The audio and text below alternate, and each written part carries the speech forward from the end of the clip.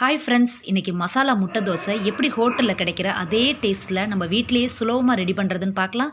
நம்ம சேனலில் first time பார்க்குறீங்கன்னா மறக்காமல் சப்ஸ்கிரைப் பண்ணிக்கோங்க. எப்பயும் ஒரே மாதிரி தோசையாக ஊற்றி கொடுக்காம இந்த மாதிரி டிஃப்ரெண்ட்டாக செஞ்சு கொடுத்தீங்கன்னா குழந்தைகள்லேருந்து பெரியவங்க வரலும் விரும்பி சாப்பிடுவாங்க. இப்போ இந்த முட்டை தோசைக்கு வேண்டிய கிரேவி ரெடி பண்ணிடலாம். இதுக்கு 4 நல்ல பழுத்த தக்காளியை இந்த மாதிரி கட் பண்ணி எடுத்து வச்சுக்கோங்க.